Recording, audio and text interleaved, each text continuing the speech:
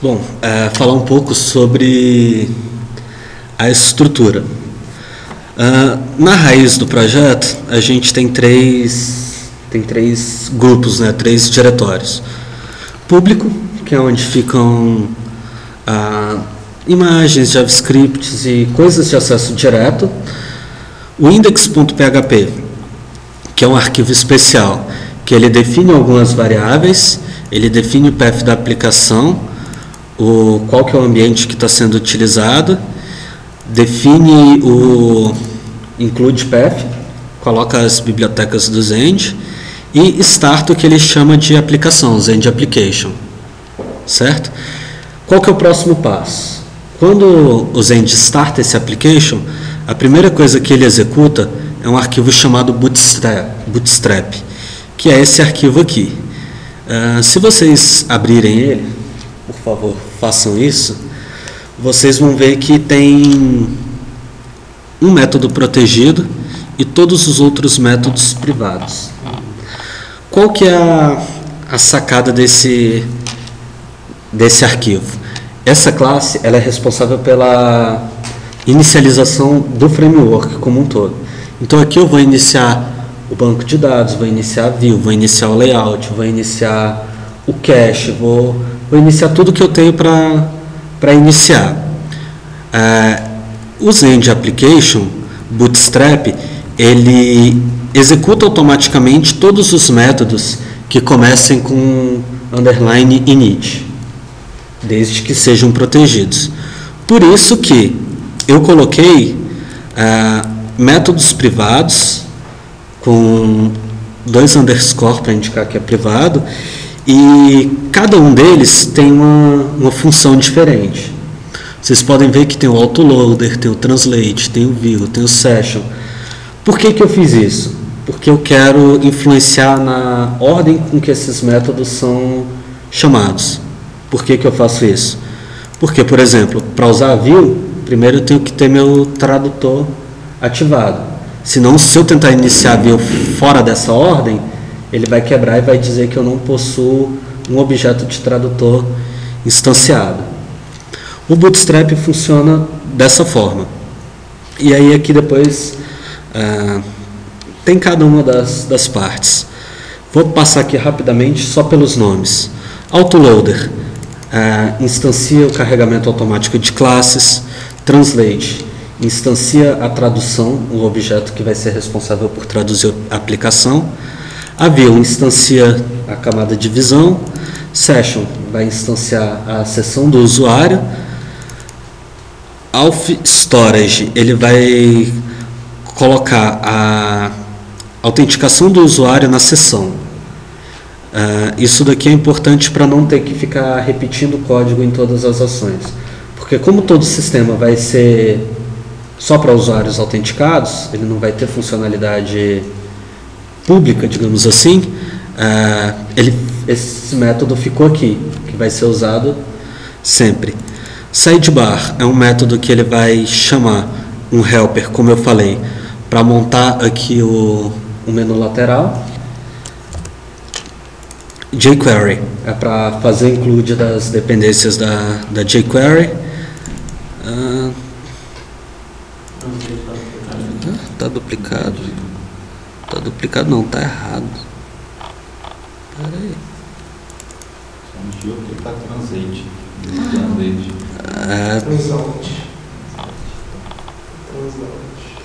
Translate e transout. Faz a mesma coisa, olha. Esse código é igual a esse. Oi? Não, tá aqui, ó. Loquei o PTBR e o arquivo, o diretório está dentro de... não, tá diferente. Esse daqui é o adaptador array e esse daqui o adaptador é getText. Deixa eu já corrigir isso daqui, tirar esse cara que não era para ele existir. Foi o transout. Deixa eu salvar aqui, ver se não destruir nada da aplicação.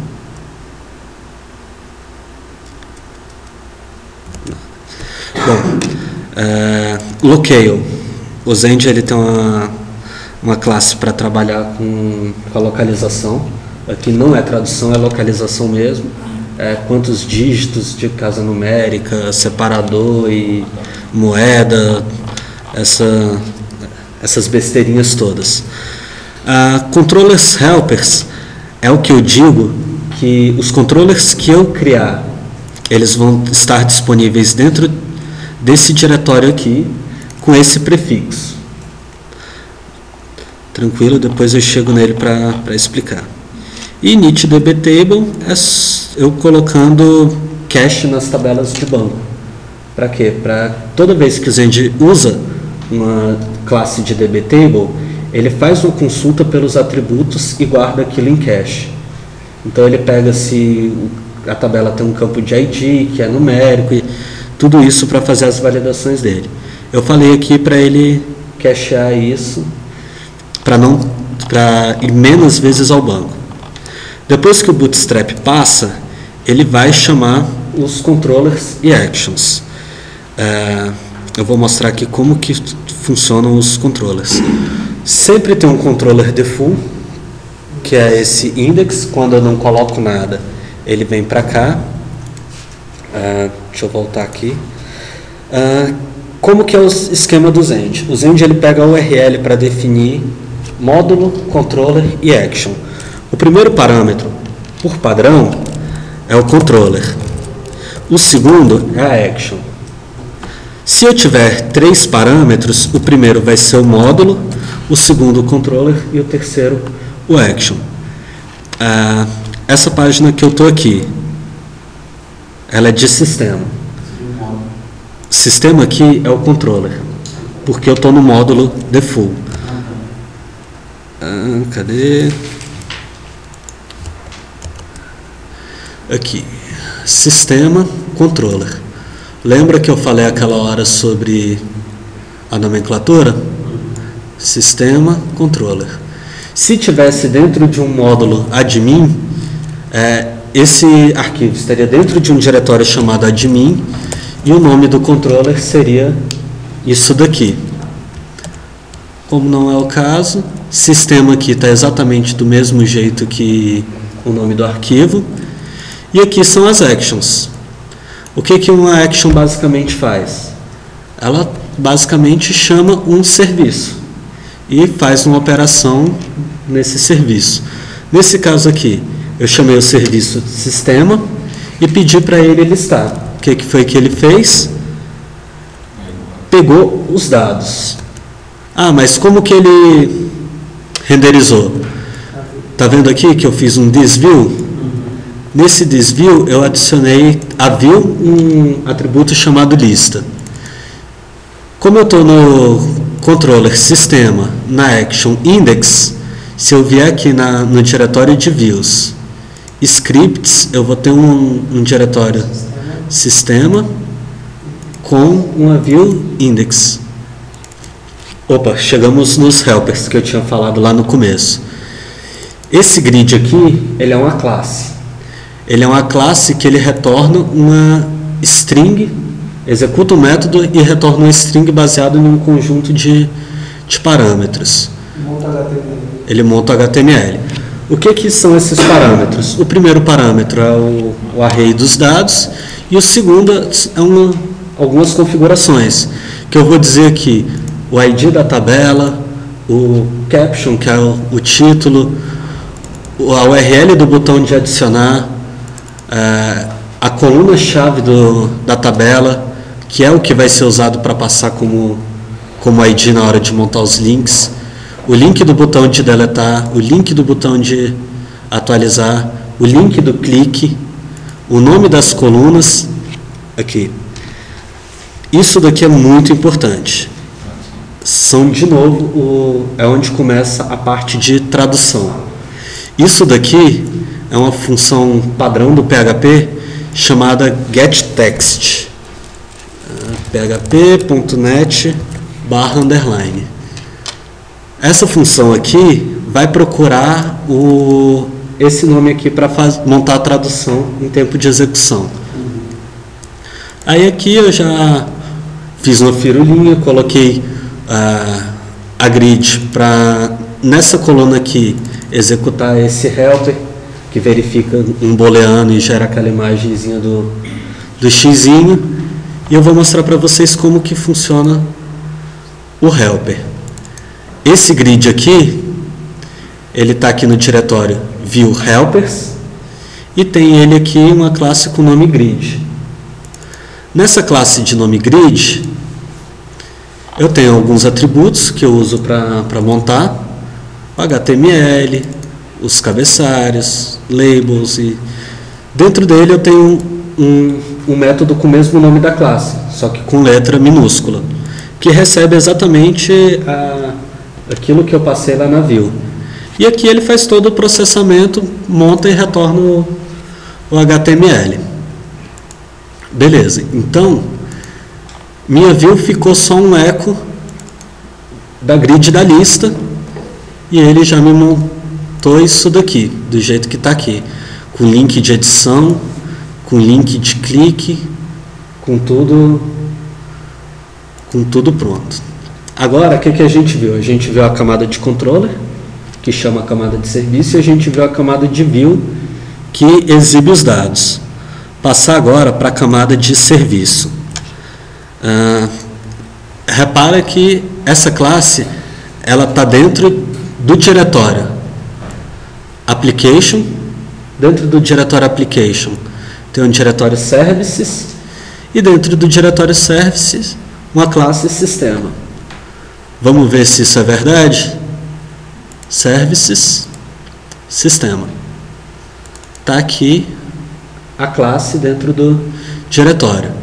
O que eu tenho na camada de serviço? Métodos que disponibilizam ações no meu objeto. Como eu estou falando de sistema, eu tenho listar, inserir, atualizar, find, que é para encontrar por um determinado ID.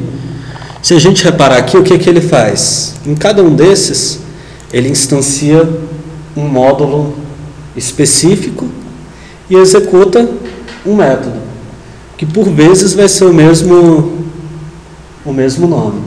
Essa camada ela vai ser só como uma intermediária, uma porta. O que entra aqui e sai do outro lado. Ele entrou aqui, data, eu vou passar data para o inserir, e o que eu inserir do módulo me retornar, eu retorno também. Bem simples. Se quiser acoplar o web service, seria aqui. Isso, seria aqui, instanciaria um cliente de web service, executaria o método. Da mesma forma que eu poderia também, partindo de um web service, chamar essa classe e falar para ela ser a classe do web service. Aí o web service teria esses métodos. É aí que eu inicio a funçãozinha para gravar um log? Pode. Porque tudo vai passar por essa aí, né? Tudo vai passar por aqui. Pela comando de serviço. Então, a sua ideia de gerar log, acho que fica aí. Pode ser aqui. Né? Pode ser aqui. Toda ação, bota um texto e manda gravar no arquivo. Pode ser. Seria nesse lugar aqui. Que tudo passa pela camada de serviço. Okay. Pode não passar pela de model, pode não passar pelo controller, mas aqui vai ter que cair. Beleza. A camada de serviço, por enquanto, ela vai ser isso daqui, não vai mudar muito. O que não pode ter aqui? Regra de negócio. Aqui a gente não pode ver por exemplo, se o ID do cara for menor do que 100, um if aqui já está errado. Aqui é realmente só para fazer chamada de quem sabe fazer a ação específica.